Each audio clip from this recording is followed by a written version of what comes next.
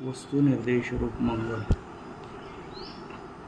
विचारसागर ग्रंथामध्ये पहिल्या तरंगात या ठिकाणी मंगलाचरण प्रारंभ केलेला आहे।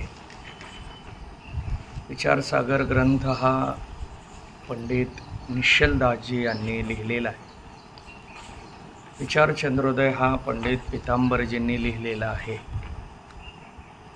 विचार चंद्रोदय, विचारसागर, वृत्ती प्रभाकर या ग्रंथांकडे प्रक्रिया ग्रंथ म्हणून आपण पाहतो। प्रक्रिया ग्रंथ, आकर ग्रंथ आणि प्रमाण ग्रंथ। प्रक्रिया ग्रंथ म्हणजे ज्याच्यामध्ये फक्त सिद्धांताचा विचार आलेला आहे, त्यांना प्रक्रिया ग्रंथ म्हटलं जातं। आकर ग्रंथ म्हणजे संत वाङ्मयाच्या दृष्टीनं तोच विचार या पद्धतीनं मांडण्याचा ज्यांनी प्रयत्न केला त्याला आकर ग्रंथ म्हटलं। आणि प्रमाण ग्रंथ म्हणजे संप्रदायानं सामूहिकरित्या परंपरेनं ज्या ग्रंथाला आधार म्हणून स्वीकारलं त्याला प्रमाण ग्रंथ म्हटलं जातं। असे याचे 3 प्रकारात वर्गवारी होते। मुळात ग्रंथ हा कशासाठी असतो? ग्रंथीचं भेदन व्हावं याच्यासाठी ग्रंथ आहे। प्रत्येकाच्या हृदयामध्ये चित अचित ग्रंथी आहेत आणि त्या ग्रंथीचं भेदन झालं पाहिजे। ग्रंथी या शब्दाचा एक अर्थ घेतला जातो बंधन, गाठ। हृदयातल्या या सगळ्या गाठी सुटल्या पाहिजेत, बंधनं सुटली पाहिजे, नाहीशी झाली पाहिजेत। आणि ती नाहीशी होण्यासाठी या ग्रंथांचा विचार केला जातो। पुस्तक शब्द वेगळा आणि ग्रंथ शब्द वेगळा। पुस्तक हे लेखकाने लिहिलेलं असतं आणि ते मर्यादित काळासाठीच राहतं। काही काळ गेला की पुस्तक लोपून जातं, पुस्तकाचं नाव लोपून जातं, पुस्तकाचं पुढं अस्तित्वसुद्धा पाहायला मिळत नाही। परंतु ग्रंथ हे पिढ्यानपिढ्या सांभाळले जातात आणि ग्रंथाचा जीवनामध्ये आधार घेऊन प्रवास करता येतो। शेकडो वर्ष ज्याचं अस्तित्व आहे, जे जतन केलेलं आहे, ज्याच्याविषयी आदर कायम आहे, त्याला ग्रंथ म्हटलं। यात आणखी वर्गवारी करता येईल। ग्रंथामध्ये शास्त्र कशाला म्हणायचं, वेद कशाला म्हणावं आणि पुराण कशाला म्हणावं, याचाही विचार आपल्याला त्या पद्धतीनं पाहता येणार आहे। म्हणजेच वेद, शास्त्र, पुराण या भूमिकेतून प्रक्रिया ग्रंथ, आकर ग्रंथ आणि प्रमाण ग्रंथ असे ते 3 आणि हे 3 6 प्रकार या माध्यमातून आपल्याला स्वीकारता येतात। त्यामध्ये प्रक्रिया ग्रंथात प्रथम प्राधान्यानं पहिल्यांदा पंचीकरण मांडलं जातं। पंचीकरणानंतर श्री विचार चंद्रोदय मांडला जातो आणि त्यानंतर श्री विचारसागर ग्रंथ स्वीकारला जातो। हा मूळ ग्रंथ हिंदीमध्ये आहे आणि त्याचं नंतर भाषांतर मराठीमध्ये केलेलं आहे। वस्तुनिर्देशरूप मंगल याचा विचार प्रारंभाला आलेला आहे,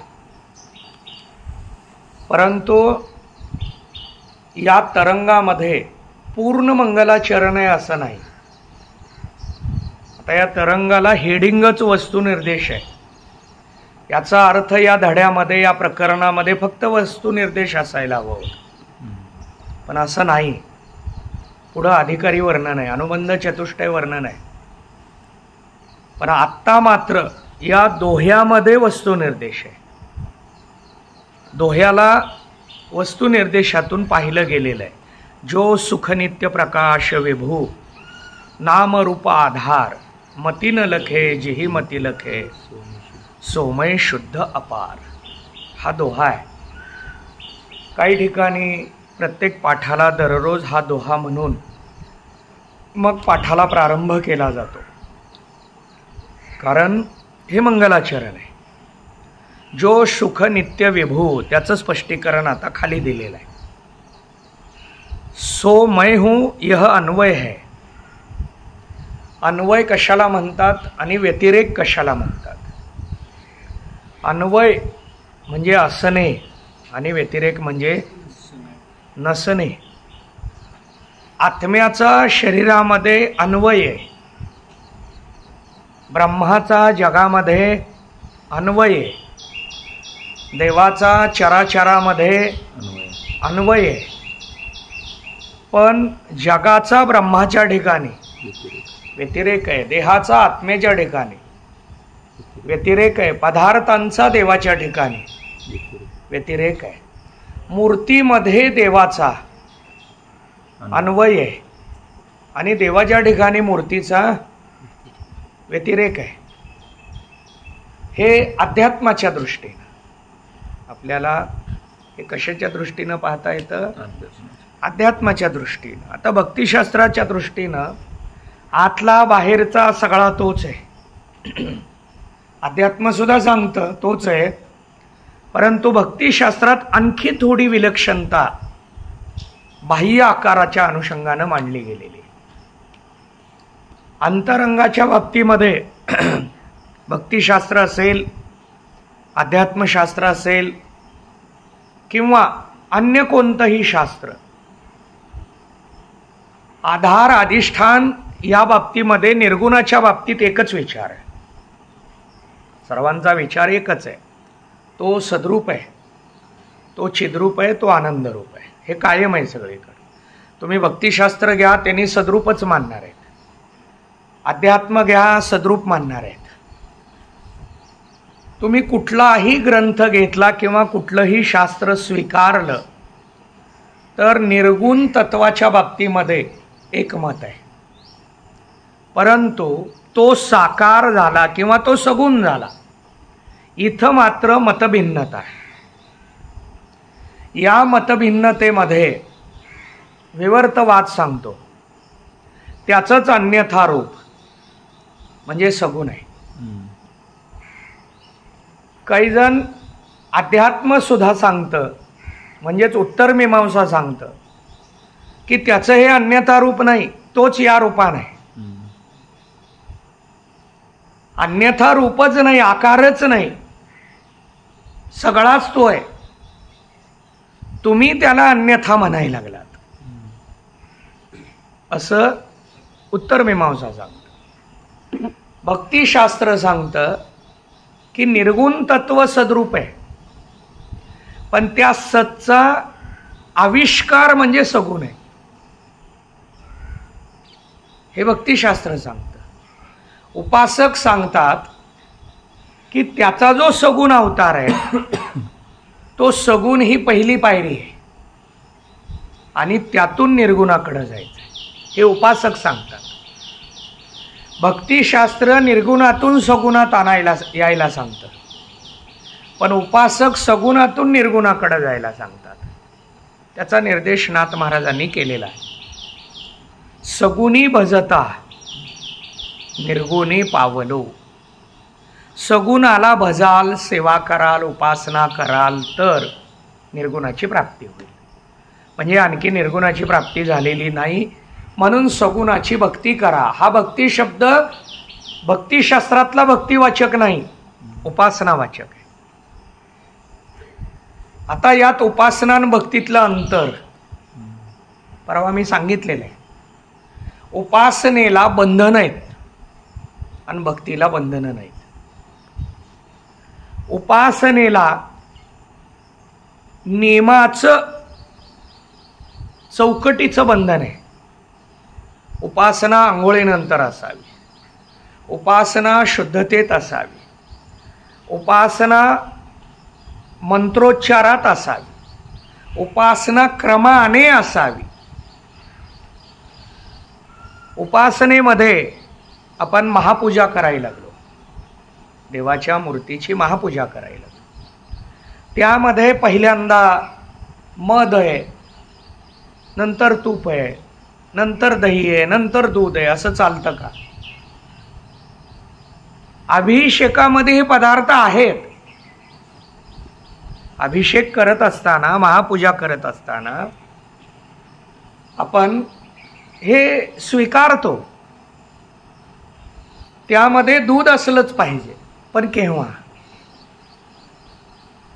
दुधाचं बंधन आहे महापूजेला, दह्याचं बंधन आहे, साखरेचं बंधन आहे, मध बंधन आहे, तूप बंधन आहे. पण त्याला क्रम उपासनेनं दिलाय. हा क्रम चुकून चालत नाही. हा क्रम तुमचा चुकला. पहिल्यांदा मध, नंतर तूप, नंतर दही, नंतर दूध चालत नाही उपासनेमध्ये. पण भक्तिशास्त्रात चालतं. भक्तिशास्त्राला क्रियात्मक नियमाचं बंधन नाही, पण भक्तिशास्त्राला भावबंधन आहे. हा त्यातला बारकावा आहे. उपासना आणि भक्ती यातलं अंतर या पद्धतीनं मांडलं. आत्ता त्याच्यावरच जास्त वेळ जाईल आपला. आपण पुढं जाऊया. आपण चिंतन काय करत होतो की तो निर्गुण आहे. तो कसा आहे? निर्गुण आहे. निर्गुणाच्या बाबतीमध्ये वर्णन करताना सर्वांचं एक मत आहे, आणि या निर्गुणाला अध्यात्म वस्तू म्हणतं. काय म्हणतं? वस्तू. त्यामुळं जगातल्या दुसऱ्या कुठल्याही पदार्थाला वस्तू म्हणायचं नाही, असं काही जणांचं म्हणणंच आहे. का? वस्तू तो एकटाच आहे. यातला दुसरा मुद्दा मांडतो. पण आपल्यावर आणखीन ते संस्कार नाहीत. पुरुष, विश्वामध्ये पुरुष एकच आहे, ते म्हणजे ब्रह्म. विश्वामध्ये पुरुष एकच आहे, तो ब्रह्म आहे. हे आपल्याकडे पुरुष स्त्री हे प्रकार आले ते आकाराच्या माध्यमातून आहे, उपाधीच्या माध्यमातून आहे. उपाधीच मिथ्य आहे. पुरुष कुठे आहे? उपाधीला अस्तित्व नाही, मानली आहे. XYZ जसं आपण मानतो तसं काय केलंय? उपाधी मानलेली आहे. त्यामुळं यामध्ये पुरुषत्व स्त्रीत्व हे जे विचार प्रकार मांडले हे उपाधी आणि आकारावरून आहेत. शास्त्रदृष्ट्या हे काहीच नाही. त्यामुळं पुरुष एकच आहे. पण ते संस्कार आहेत का आपल्यावर? नाहीत. आणि म्हणून संत मीराबाईंचा दृष्टांत त्या भूमिकेत स्वीकारला गेलेला. आता त्याच्या विस्तारात वेळ घालवत नाही, परंतु याचं चिंतन करत असताना यामध्ये तो पुरुष आहे, तो वस्तू आहे. बाकी सगळ्याला पदार्थ म्हणा, वस्तू फक्त त्यालाच म्हणायचं. मग वस्तू आहे म्हणून त्याचा निर्देश, वस्तू निर्देश रूप मंगल. हे काय झालं? मंगलाचरण आहे. मंगलाचरणामध्ये आपल्या समोर विचार मांडला गेलेला आहे. जो सुख नित्य प्रकाश विभू, यामध्ये सोमय हूँ यह अन्वय है. अन्वय असणे आणि व्यतिरेक नसणे.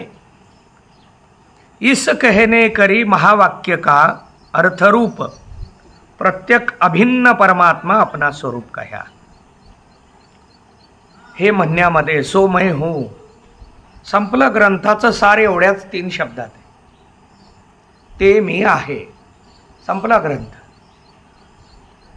लगेच काही जण म्हणतील असं कसं काय संपला, आणखीन आम्हाला तिथपर्यंत पोचलोच नाही आम्ही, आमची वृत्ती स्थिर झाली नाही अजून, तोपर्यंत कसं काय ग्रंथ संपला. मग लेखक सांगतात, ग्रंथकर्ते सांगतात, आता पुढचं ऐका. कारण सो मैं हूं हे श्रवण करण्याच्या आपण पात्रतेत नाही. मग आता पुढचं श्रवण करा. हा प्रत्येकात्मा आहे, अभिन्न आत्मा आहे आणि आपलं स्वरूप आहे. अब तिसके भिन्न भिन्न विशेषण कहे है सो ब्रह्म कैसा है. आता त्याच्या बाबतीमध्ये भिन्न भिन्न विशेषणं मांडलेली आहेत. मुळात विशेषण हे विशेष्याच्या ठिकाणी असतं. विशेषण हे विशेष्याच्या ठिकाणी असतं. किती आहे? जो सुख है, सुख हे काय आहे? विशेषण आहे. आता यात एक प्रश्न विचारतो, सुख हे स्वरूप आहे का सुख हे विशेषण आहे?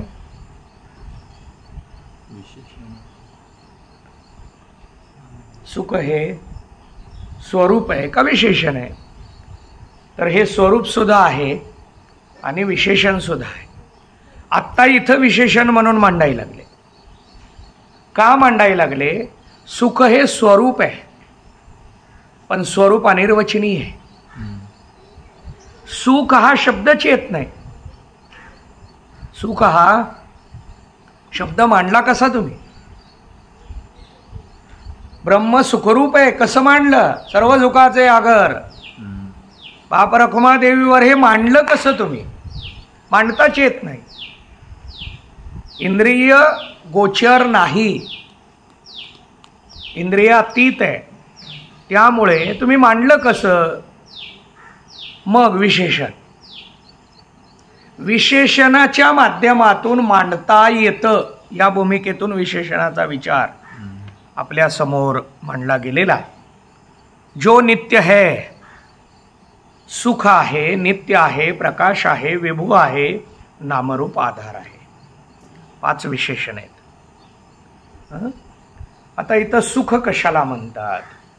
इथला सुख शब्द आनंद रूप घ्या असं म्हणणं आहे. कारण सुख म्हटलं की आमचं लक्ष व्यवहाराकडे जातं. आमचं लक्ष कुठं जातं? व्यवहाराकडे जातं. त्यामुळे व्यवहारात सुख आहे, पण तो आनंद रूप आहे.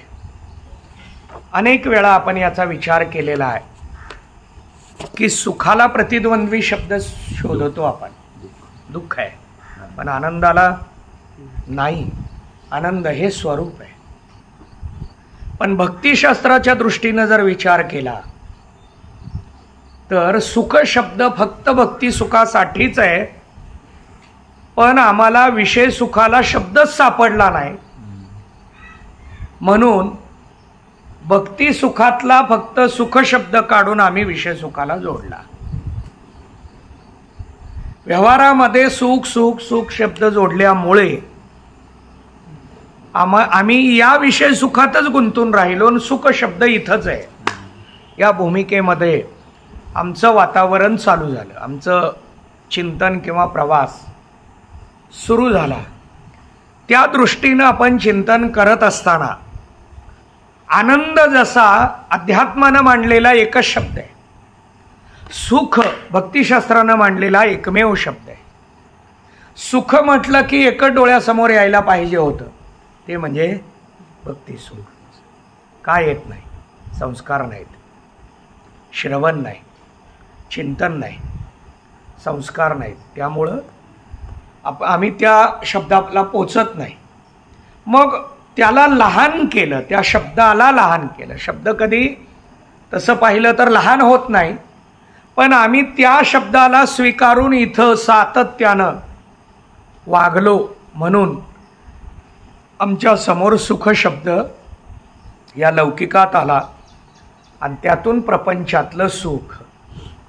आणि म्हणून महाराजांना सांगावं लागलं, प्रपंचामध्ये सुख नाही यात नवल नाही, सुखाचा विचार सुद्धा नाही. सुखाचा विचार नाही कोठे. हे प्रमाण का मांडावं वाटलं? सुखाचा विचार नाही कोठे का मांडलं? सुख नाही यात नवल नाही, सुख नाहीच, विचार सुद्धा नाही. आता याचा बारकावा काय आहे? त्याचा विचार सुद्धा नाही भक्ती सुखाचा. कारण सुख शब्द फक्त भक्तिवाचक आहे, भक्ती सुख, त्याचा विचार सुद्धा नाही इथं. मग इथं आम्ही जे सुख शब्द वापरतो त्याचं काय? आम्हाला शब्द नाही सापडला की आम्ही कुठलाही शब्द घेतो आणि वर्णन करतो. आम्ही कुठलाही शब्द घेतो आणि त्या पद्धतीनं जगण्याचा प्रयत्न करतो. एखाद्या ठिकाणी प्रवासामध्ये आपल्याला पाणी मिळालं नाही, मग काय करतात अनेक मंडळी? कोल्ड्रिंक घेतात. पर्याय केला आम्ही तो, त्याच्यामध्ये सुद्धा पाणी आहे, लिक्विड आहे, म्हणून आम्ही कोल्ड्रिंकचा उपयोग केला. वेगवेगळ्या पद्धतीनं आम्ही आमची पाण्याची तहान भागवण्याचा प्रयत्न केला. याचा अर्थ तहान भागली का? प्रत्येकाचं म्हणणं एकच आहे, पाण्याशिवाय तहान भागत नाही. तसं सुख शब्द इथं येऊ शकत नाही, पण आम्ही आणला. चला ठीक आहे. त्याचंच वर्णन करत असताना नित्य शब्द आला. इथला नित्य शब्द सत्यवाचक आहे. नित्य शब्द काय आहे? सत्य. नित्य म्हणजे सत्य. त्रिकालाबाधित्वम नित्यत्वम असंही म्हणता येतं आपल्याला. त्रिकालाबाधित्वम सत्यत्वम, ज्याचा कोणत्याही काली बाध होत नाही त्याला नित्य म्हणा. नित्य म्हणजे केव्हा? आता नित्य शब्द हा स्वीकारला तर नित्य नेम ते प्राणी दुर्लभ. 22वा अभंग ज्ञानोबराय हरिपाठात सांगतात. याला मी नेहमी दुसरा चिंतनाचा मुद्दा मांडून पटवून देतो, नित्य का निरंतर. कारण नित्य शब्द आमच्या व्यवहारात कसा आहे? दिवसातनं एकदाच करा त्याला नित्य म्हणा. त्याला नेम शब्द जोडला आम्ही, नित्य नेम. जे नित्य म्हणजे दररोज असतं त्याला नित्य म्हणा, अखंड असतं त्याला नित्य म्हणावं का? हे व्यवहारात चालतं का? उपासकांच्या दृष्टीनं नित्य शब्द दिवसातनं एकदाच. एक माळ मी नित्य नेमाने जपतो. एक माळ किती मिनिटात? 1 मिनिटात. बाकीचे 24 तासातले बाकीचा वेळ काय आहे? जप नाही. मग याला नित्य म्हणायचं का? इथला नित्य शब्द काय आहे? सत्य. पण ज्ञानोबरायांनी हरिपाठात मांडलेला नित्य शब्द कसा आहे? दररोज एकदा नेम करा याला नित्य म्हणायचं का अखंड करा त्याला नित्य म्हणायचं? अखंड करा. कारण इथला नित्य शब्द जो सुख नित्य प्रकाश विभू, हा नित्य म्हणजे सत्यवाचक आहे. सत्य म्हणजे अखंड आहे. अखंड म्हणजे ज्याचा कधी खंड नाही, ज्याचा कधी बाध नाही, त्याला काय म्हणायचं? नित्य म्हणायचं. जो प्रकाश विभू, तो कसा आहे? प्रकाश रूप आहे. आता इथला प्रकाश शब्दाचा अर्थ चित रूप आहे, म्हणजे भासतो. प्रकाश शब्दाचा अर्थ काय? भासतो. अंधार गेला आणि काडेपेटी शोधायला लागलो, सापडेच ना. दुसऱ्या रॅकमध्ये काडेपेटी जाणवली म्हणून त्या बाजूला गेलो आपण. काडेपेटी चकाकली कारण त्याच्यावरचा जो कवर होता तो भासला. प्रकाश भासणे, प्रतीतीला येणे, याला चित म्हणतात. विभू, जो विभू है, विभू म्हणजे व्यापक. विभू म्हणजे काय? व्यापक. आता व्यापक शब्दाचं स्पष्टीकरण दिलं इथं खाली 9 नंबर टिप्पणीमध्ये. देश काल वस्तू करी अंत ते रहित, याला काय म्हणायचं? व्यापक. आता हे 364 मध्ये पुढं पण मांडलेलं आहे, असं ग्रंथकर्त्याचं म्हणणं आहे. विभू शब्दाचा अर्थ व्यापक. व्यापक शब्दाचा अर्थ काय?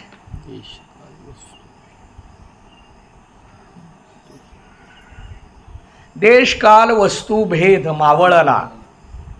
हे व्यतिरेक पद्धतीचं वर्णन आहे का अन्वय पद्धतीचं? व्यतिरेक पद्धतीचं आहे. देशरहित, कालरहित, वस्तुरहित. इथला वस्तू शब्द पदार्थवाचक आहे. इथला वस्तू शब्द वर वस्तू मांडलेला नाही, पदार्थवाचक आहे. हे रहित तो आहे. हा, असा नाही म्हटलं की व्यतिरेक आहे. तो व्यापक आहे. कसा आहे? त्याला सोडून काही नाहीच, इतका व्यापक आहे. त्याला सोडून काही नाहीच, इतका व्यापक आहे. किती व्यापक आहे? इतका व्यापक आहे. सागर, समुद्र व्यापक आहे. आपल्या अंतःकरणात विचाराचा सागर निर्माण झाला पाहिजे, याच्यासाठी विचारसागर ग्रंथ श्रवण करायचा. विचार असावे का विचाराचा सागर असावा?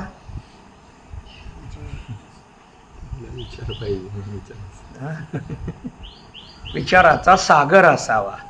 सागर आपल्याकडे विचार तरी आहे का, इथून निघावं लागतं. शास्त्राचं म्हणणं आहे तुमच्याकडे विचाराचा काय असावा? सागर असावा. विचाराचा सागर असेल तर आपण काय करतो? आपलं जीवन मर्यादित चौकटीत ठेवतो. कपडे खरेदी करायला गेलो, एक पॅन्ट आणायला गेल्यानंतर एकच आणावी का 4-4 आणाव्या? आपली चौकट का चुकते? विचार नाही. आपल्याकडं काय नाही? विचार नाही. आपण का घेतो मग? काही जणांचं म्हणणं असणार आहे आपल्याकडं उपलब्ध पैसा आहे, मग घ्यायला काय हरकत आहे? आवडली म्हणून घ्यावी का गरज म्हणून घ्यावी? देवाने आपल्याला आत्ता श्रीमंत ठेवले, जन्मभर देवाने श्रीमंत ठेवावं अशी प्रार्थना करू. आपण काय करू? प्रार्थना करू. पण देव ठेवतील हे आपल्या कशावर अवलंबून आहे? कर्मावर आणि मग प्रार्थनेवर, उपासनेवर अवलंबून आहे. पण 1 नंबरनं देव उपासनेवर ठेवतो का कर्मावर? कर्मावर ठेवतो. त्यामुळं भविष्यामध्ये एकतरी पॅन्ट मिळेल का, इथं प्रश्नचिन्ह देऊ आपण. नाही म्हणायला नको. विचार नाही, विचाराचा सागर तर नाहीच. विचाराचा सागर असणं आणि विचार असणं फरक आहे.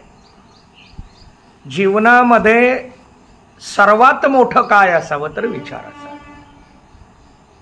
विचारी जीवन. विचारी व्यक्तीकडून चुका होत नाही तसं नाही, पण कमी होतात. आपल्याकडून चुका सारख्या का होतात? विचार नाही, अविचार. संपलं. साधं याचं उत्तर आहे. अविचार असला की चुका भरपूर आहेत आणि विचार असला की चुका कमी आहेत. कमी चुका सुद्धा होऊ नये म्हणून सागर झालं पाहिजे. काय झालं पाहिजे? सागर झालं पाहिजे. केव्हा होतो? विचाराचा सागर केव्हा होतो? विचार सागर ग्रंथ ऐकल्या नंतर. किती वेळा ऐकलाय आपण किती वेळा ऐकलाय? हे माझा विचार सागर झालाय. विचार सागर ऐकून झालाय का साठवून झालाय? ऐकणं आणि साठवणं फरक आहे. चला, विभू हा शब्द आपण पाहत होतो. विभू म्हणजे व्यापक. आणि पुढचं विशेषण आहे नामरूप आधार. नामरूपाला आधार. आधार आहे. आधाराला अधिष्ठान किंवा आधार असंही म्हटलं जातं. पण यामध्ये नाम आणि रूप याला आधार म्हटलंय. याचं स्पष्टीकरण देतो. शास्त्रामध्ये 5 अंशावर सगळं शास्त्र आहे. सत, चित्त, आनंद, नाम आणि रूप. पुढं पुढं या 3चे शब्द बदलले फक्त. अस्ति, भाती, प्रिय, नाम आणि रूप. या 5 मध्ये 3 त्याची विशेषण आहे आणि 2 प्रकृतीचं आहे. मग या दोनचा निर्देश करून याचंच वर्णन केलंय. नाम रूप आधार. मग फक्त आधार म्हणायचं होतं. नामरूप का म्हटलं? आपण सगळे नामरूपात गुंतलोय. आम्ही सगळे काय झालंय, काही जण नावात गुंतलेत, काही रूपात गुंतलेत. मी मेलो तरी चालेल पण माझं नाव राहिलं पाहिजे. माझं नाव का घ्यायचं त्यांनी?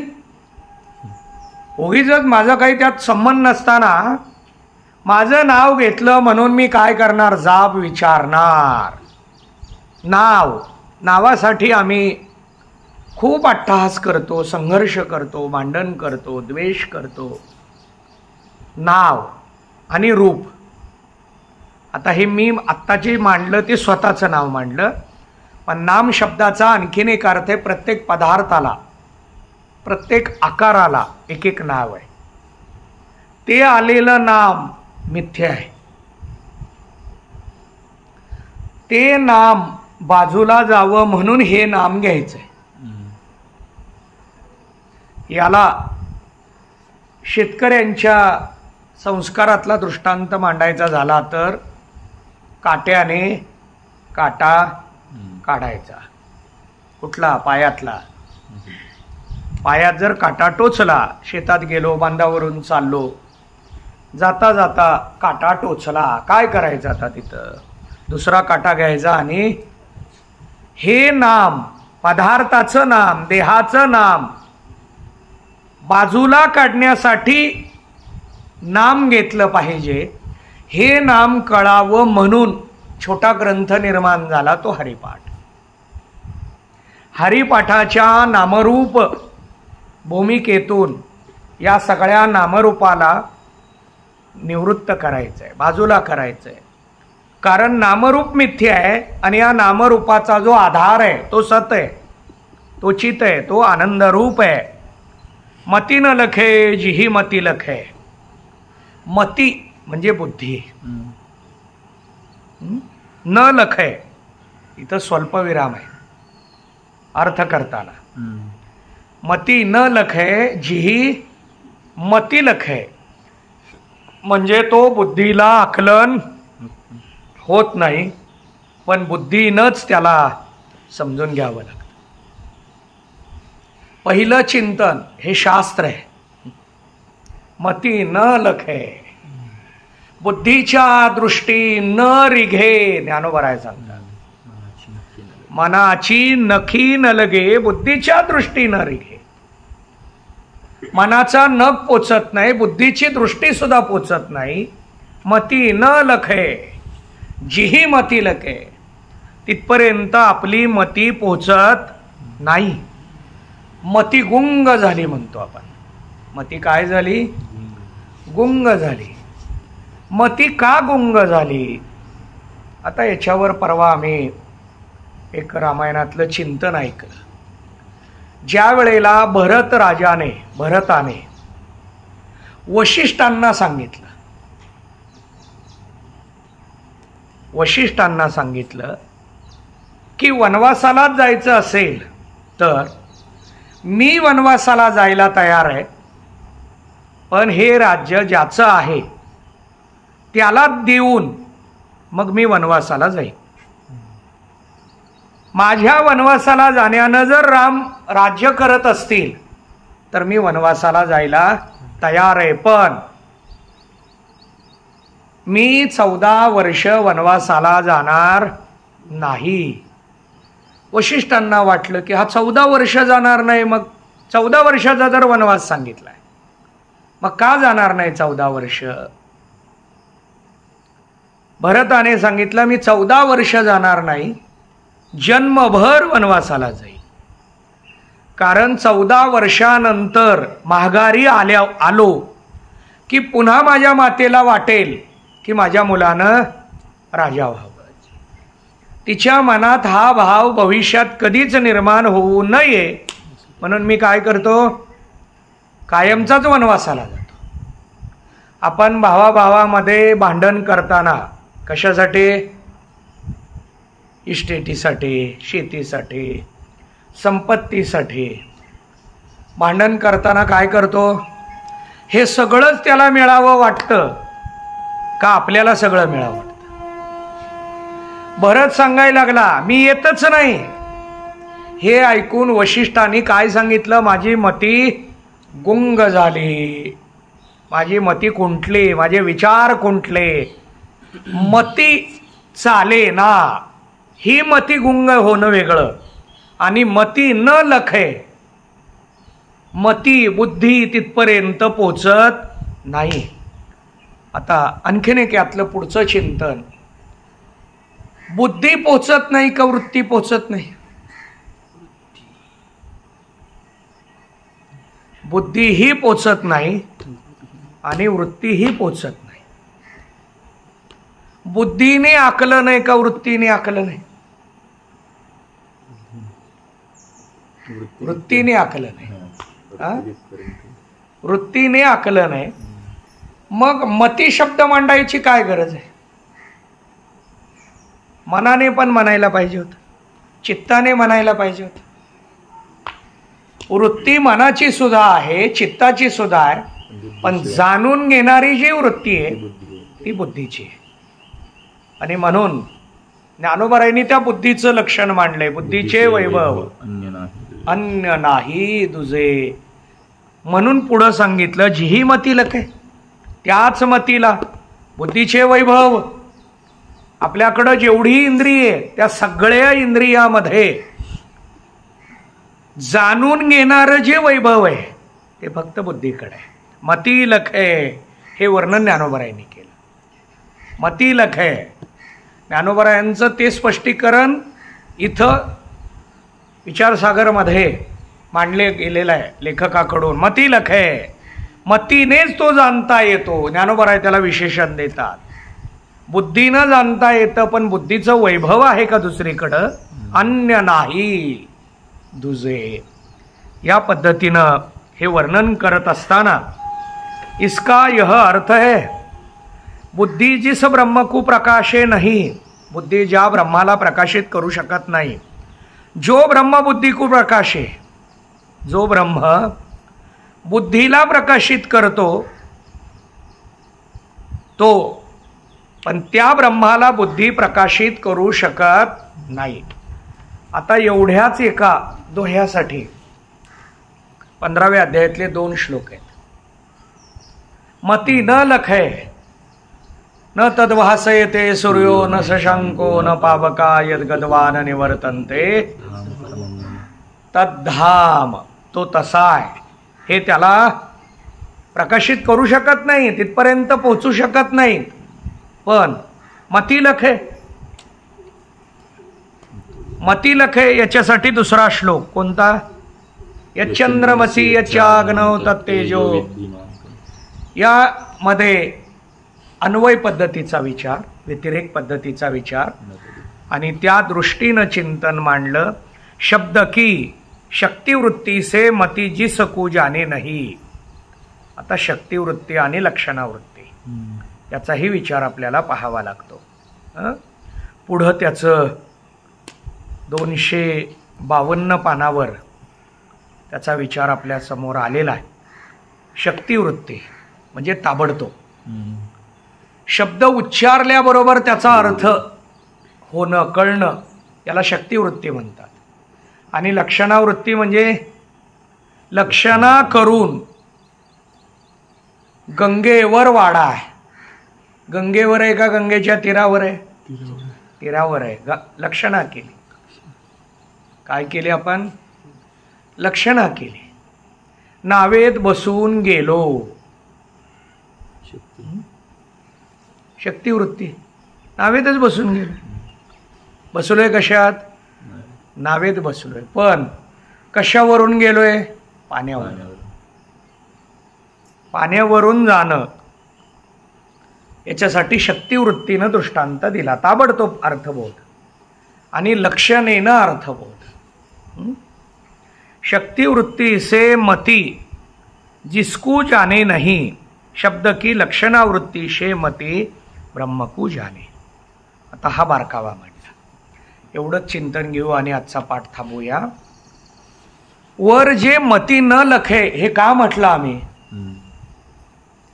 आणि पुढं मती लखे असं का म्हणजे एक सांगा ना. बुद्धीला तो कळत नाही हे तरी सांगा, आणि बुद्धीला कळतो हे तरी सांगा ना. काहीतरी सांगा. एक दोन दोन कसं सांग. दोन सांगितलं तर साधकाला संशय निर्माण होतो. मग आमच्या मनामध्ये संशय निर्माण व्हावा असं तुमचं म्हणणं आहे का? त्याला स्पष्टीकरण दिलं. आम्ही मती न लखे हे का म्हटलं? शक्तिवृत्तीनं जाणताच येत नाही. कुठेही जावा, बुद्धीकडं वैभव असू द्या नाहीतर काही असू द्या, त्याला जाणता येत नाही. पण वैभव दृष्टीनं मांडण्याचा प्रयत्न का केला? शक्तिवृत्तीनं जाणता येत नाही, लक्षणावृत्तीनं जाणता येतं. बुद्धी लक्षणा करते आणि लक्षणेनं तिथपर्यंत पोचतो. आता पुढं ज्ञानाच्या प्रक्रियेमध्ये विचार मांडला आहे. बुद्धी वृत्ती त्याला जाणून देते का त्याच्यापर्यंत घेऊन जाते? त्याच्यापर्यंत घेऊन जाते, जाणून देत नाही. त्याच्यापर्यंत नेते. शेतकरी पाणी देतात, विहिरीपासून पाणी सुरू झालं आणि पिकाजवळ येऊन बघितलं तर पाणीच येईना. म्हणून ते विहिरीकडे गेले. पाणी जिथून येतं त्या बाजूने यायला लागले. मध्ये थोडा अडथळा आला आणि म्हणून पाणी तिथून न जाता बाजूला दुसरीकडे जाऊ लागले. काय केला आता त्यांनी? अडथळा बाजूला केला. पुन्हा तो शेतकरी बसला, पाणी पुढं गेलं. पुन्हा पिकाकडे बघितलं, पाणीच पोचलं नाही. मग काय केलं? पुन्हा दुसरा अडथळा, तिसरा अडथळा, 3 अडथळे बाजूला केलं, पाणी पिकापर्यंत पोचलं. अडथळे फक्त काढणं हे शास्त्राचं काम आहे. हे वृत्तीचं काम आहे. शास्त्राच्या माध्यमातून वृत्ती सजग होते आणि ती मधल्या अडथळ्याला बाजूला काढते. वृत्ती तिथपर्यंत घेऊन जातीये, त्याला जाणवून देत नाही. मग वृत्तीला येणारे अडथळे कोणते आहेत? मल, विक्षेप आणि आवरण. 3 बाजूला झाले, वृत्ती त्याच्यापर्यंत गेली. वृत्ती त्याच्यापर्यंत गेली याचा अर्थ त्याला वृत्तीनं जाणून दिलं नाही. हा तो म्हणजे वृत्ती तिथं त्या आकाराची झाली. मग तो सद्रूपच आहे का? तो चिद्रूपच आहे का? नाही. तो सद्रूप आहे हे शास्त्रानं सांगितलं. तो सद्रूप आहे हे गुरुनी सांगितलं. म्हणून आम्ही काय म्हणतोय? तो सद्रूप आहे. मग तो कसा आहे? आपल्याकडं गुरुवचनावर, शास्त्रवचनावर विश्वास ठेवायचा आहे. म्हणून आम्ही म्हणायला लागलो की तो सद्रूप आहे आणि ठेवलाच पाहिजे. इथपर्यंत ठीक आहे. पण तो सद्रूप आहे हे पटवून देण्या, आपली वृत्ती तिथं जावी याच्यासाठी, पटवून देण्यासाठी या सच्चित आनंद या पदाचा सुद्धा आधार घेतलाय. आता थोडक्यात सांगायचं झालं तर अध्यात्म पटवून देण्यासाठी माया एक सवाय मानली. तसं आता सच्चित आनंद हे सुद्धा एक सवाय मानलंय का? वृत्ती तिथं पोहोचावी. वृत्ती तदाकार करण्यासाठी हा एक केलेला सकारात्मक प्रयत्न आहे. मायेचा नकारात्मक आहे. आणि म्हणून या प्रयत्नाच्या माध्यमातून वृत्तीला तिथं नेलं की वृत्ती काय करते? वृत्तीतलं ज्ञान अज्ञान घालवतं, आवरण घालवतं. अज्ञान आवरण गेलं की त्याला दाखवायचं आहे का? याच्यासाठी मी दृष्टांत मांडत होतो. बल्ब आहे आणि बल्बच्या बाजूला तेलाचा कागद आहे. बल्ब हॅलोजन म्हटलं की किडे भरपूर होतात. म्हणून काही काही जण काय करते? तेलाचा कागद लावते. तेलाचा कागद नेमका त्या बल्बला आडवा आला, त्या बाजूला सगळीकडं अंधार. काय करायचं आता? कागद बाजूला काढला की हॅलोजन पाहण्यासाठी दुसरा प्रकाश आणायचा आहे का? वृत्ती लागते का? वृत्तीतलं ज्ञान लागतं का? नाही. न तद भास येते, हे भासू शकत नाहीत त्याला. म्हणून मती न लखय, शक्ती वृत्तीनं त्याला जाणताच येत नाही, पण लक्षणावृत्तीनं त्याला जाणता येतं. मग आता त्या लक्षणावृत्तीचा विचार मांडत असताना ती सुद्धा लक्षणावृत्ती ज्या बुद्धीनं स्वीकारायची ती बुद्धी शुद्ध असली पाहिजे. बघा आता शक्तिवृत्तीसाठी बुद्धी कशी असावी? लक्षणावृत्तीसाठी जर बुद्धी शुद्ध असावी तर लक्षणावृत्तीसाठी बुद्धी शुद्ध असावी, तर शक्तिवृत्तीसाठी बुद्धी कशी असावी? त्या बुद्धीचा विचारच आपल्याला इथं शब्दात मांडता येणार नाही, याचं चिंतन आपल्याला करायचं आहे. पण ते चिंतन आपण उद्याच्या पाठाला करू. पुंडलिक वरदारी विठ्ठल श्री ज्ञानदेव तुकाराम.